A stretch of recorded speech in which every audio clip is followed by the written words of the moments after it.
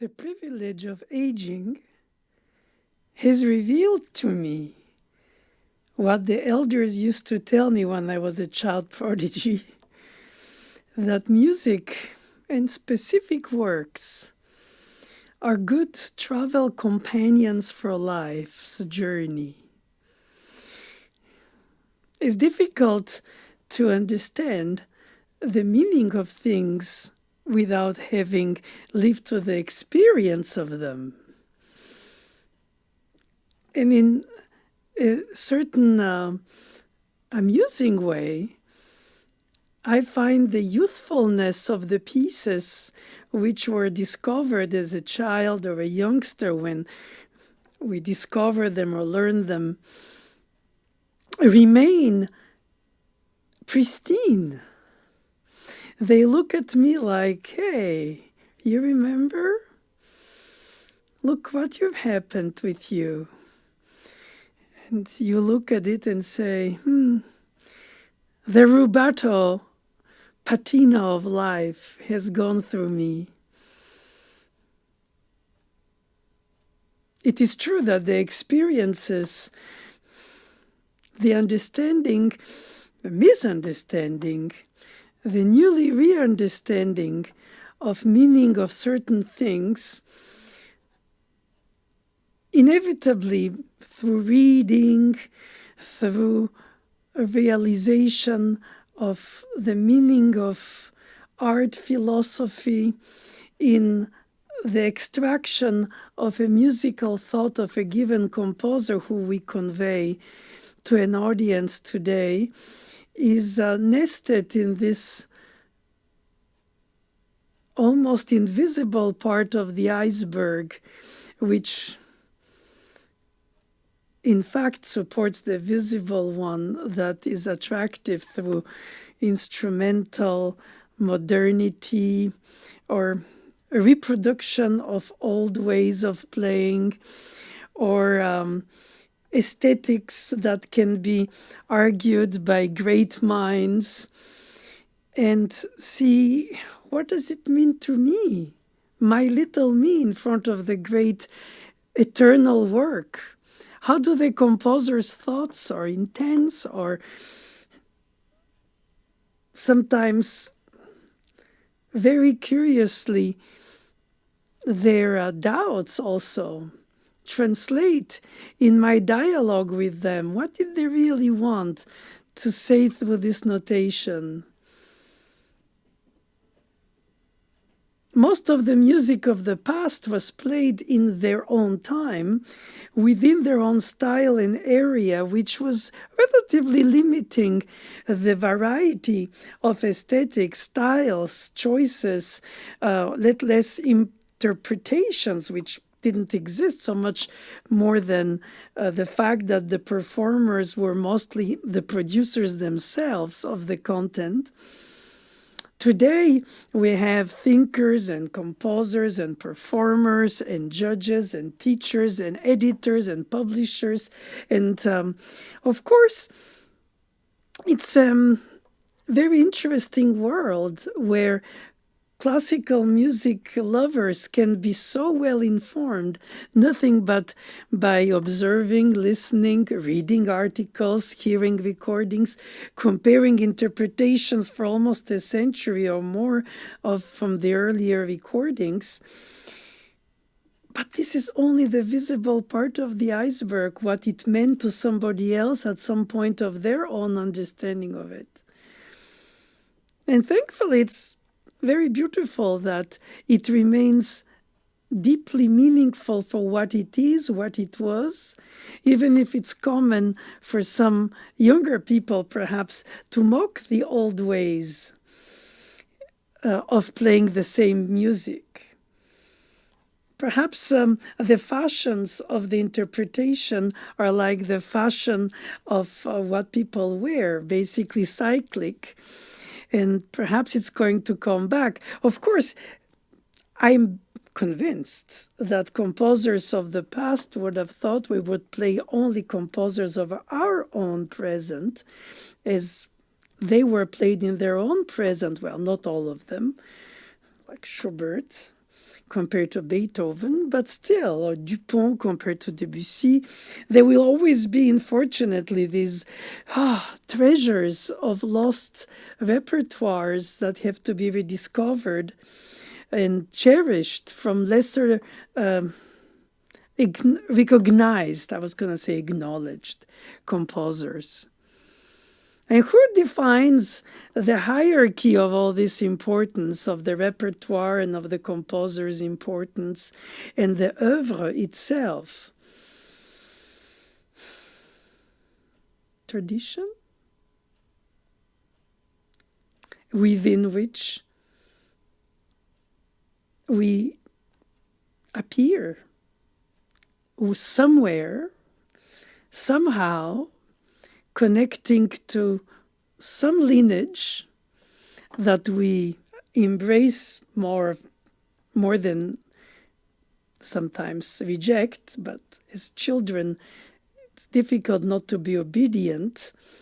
But perhaps later we tend to re-question the status quo of how we were told the grace not supposed to be in Mozart or not, and so on. And not by mimicking others, but really thinking, what and how does it mean to have notated it one way that perhaps was within its own time played half of the value or equalized, or... And no matter what, you have to come, no matter how much studies you apply, which is a luxury of the century compared to the 19th, 18th, 17th century. Musicians survive daily by composing and performing. Now that music is stocked and you can access it no matter where, no matter when.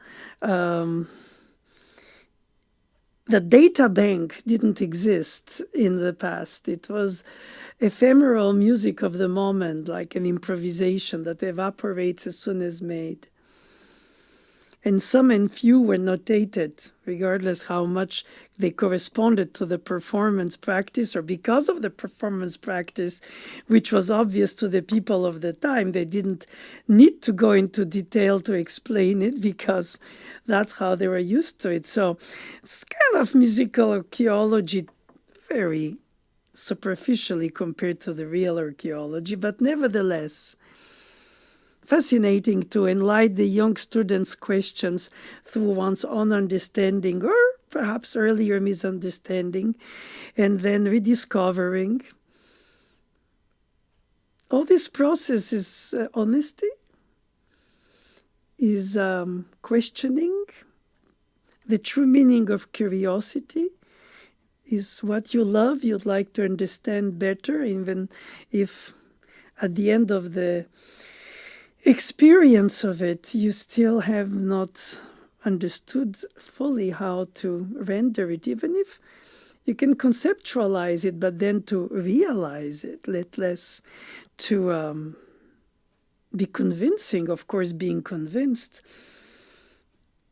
And all this process is a process of putting a whole life's experience in each note, in each phrase, in each meaning, in each narrative story that you suggest without the lyrics that the piano music doesn't have. But that the gestures of the intervals psychologically suggest, and perhaps not the same way to each, which is how so many pianists are so critical of each other. Not supposed to be like that, too fast, too slow, too much vibrato, not enough. In the ear of the beholder, in the intellect of the beholder. And of course, the lineage matters. We are shaped to have a self-critical reading of a score, but not perhaps right away. Sometimes, but not always. First it's imitation, then is questioning, then is restatement. Then it's competitivity because so many, and it could be discouraging because so many have access to it, and the technique and the understanding compared to generations prior. And the people who value the subtleties that you would produce through your understanding, through your cultivated playing, should be the ones who determine also the engagements of artists for performances in chamber, solo, orchestra, competitions, accompaniment, whichever. And I find it very important that the teaching is the moment where you bring the student to build their own critical reading of the piece, to contradict you with their own intuition, or sometimes also already reflection. And fresh new eyes are also very important on the eternally young score, which, as I was telling you earlier, with the privilege of age, I discover keeps on giving differently in the different harvests of the seasons of life. Seasons of life is probably the most important awareness of our passing in front of this score, which meant so much to generations before us and will mean so much, or differently, but as much in their own way, to generations after us. So it teaches us humility. It teaches us an incredible solace and affection and deep gratitude towards the chance that we are given to be encountering pieces which transport us in other dimensions, not only escapism, but spirituality as well, daydream perhaps, through challenge and struggle, but towards a self-bettering of oneself, in order to serve the piece, not to serve oneself from the piece. The true humility is not to even mention it, is to produce it, where you value the meaning of the work and you stay open-minded to discover other valuable, different ways to approach it than the one that you have carried through your life's luggage, musical journey.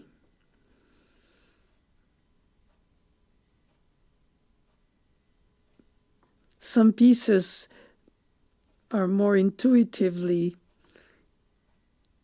close to us. Some we need to dig, like in a fruit, deep inside to go to the heart of it.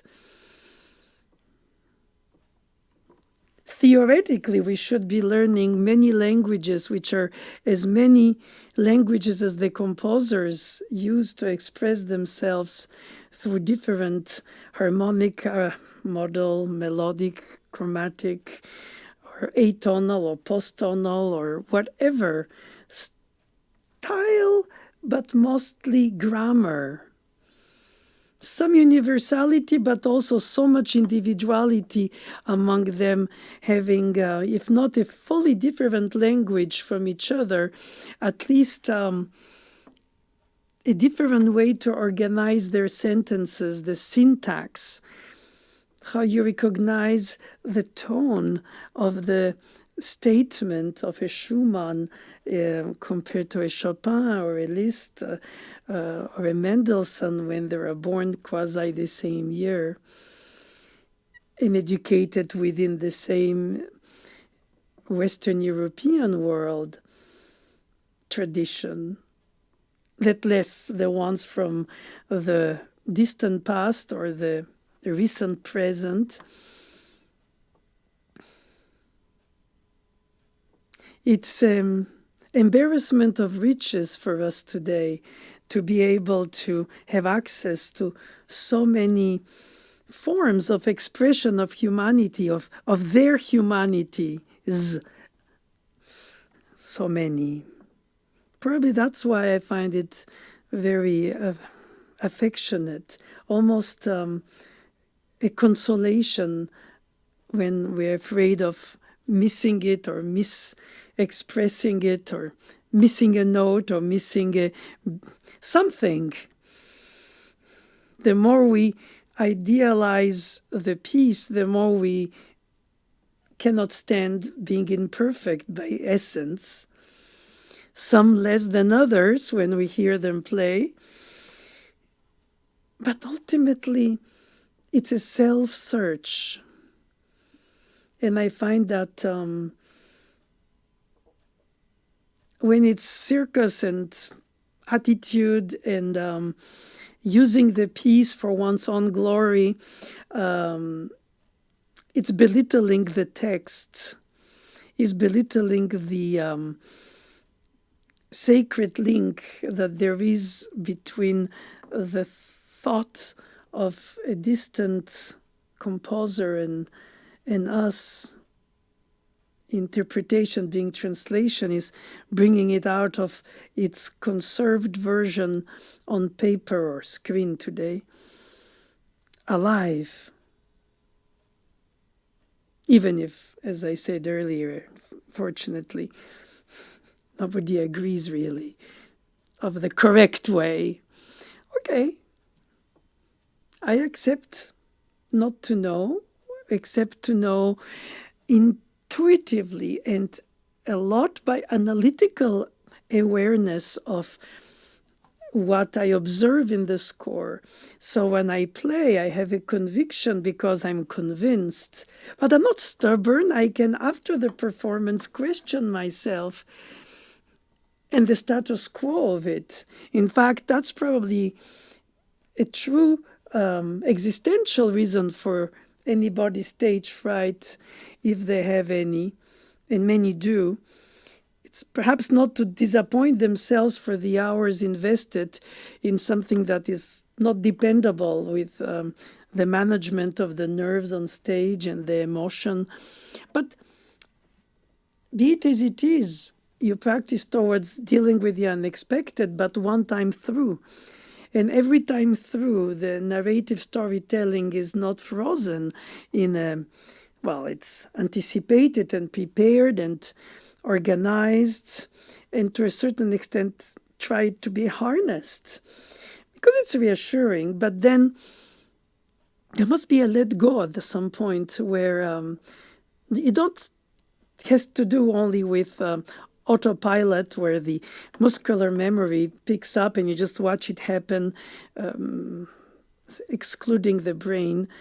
No, it's being always like a conductor ahead of what you play, and let this performance blossom as it should unveil itself, as you would adore to be heard, even if you're playing it. And being too close to it when you play it, you only see the defects of each element, like watching oneself in the mirror. But beyond the details is the meaning, and the sum of the details don't make the whole, that I'm convinced now with age. It's the arched gesture of the phrasing, tension towards a given release, where you bring psychologically your listener on your inner journey of the piece, which might reveal itself even differently after having been rehearsed and repeated and practiced countless times. It still reveals itself differently. Imagine, let less 50 or 60 years later after you've learned it. But that's probably also why it's so touching, is because you remain through the journey of life with a given piece, an eternal student of the piece. With age, of course, you hopefully, but not always, gather enough know how to make up for the unexpected or the unknown of how we react to a given moment, acoustic, instrument, action. One can never have enough of all the elements aligned correctly so that one can display at best what one wishes. But that management of the unknown doesn't spare you from letting yourself be surprised because of the quality of the listening. And I think that the awareness that people listen to you while you play makes your own listening while you perform it in public even more heightened. And it has happened to me often in a fugue or in another piece, to hear elements that come through a prism differently highlighted than what I was expecting it would be through going through the path that I have done so many times. And all of a sudden, perhaps it's a split instant. You're almost not aware where you are because the piece, through a certain angle, reveals itself in a way you didn't foresee, even if you have played it for a long time. And then you let yourself amazed by how an inner voicing highlights something that dialogues with something that all of a sudden is not about only making sense or not sometimes, but regardless, everybody computes intellectually at different levels the analytical and intuitive component and how the two combine or not sometimes. But nevertheless, you realize that it's well without bottom. It keeps revealing itself to you through so many different aspects. It reminds me of these impressionist paintings of a same cathedral front under different lightings of the daylight from the morning to the night. The shadows, in other words, sometimes the piece reveals itself to you, probably accidentally, through a different way. The balance of the cooking of it makes the sauce be a little more on the sour, a little more on the salt side. Oh,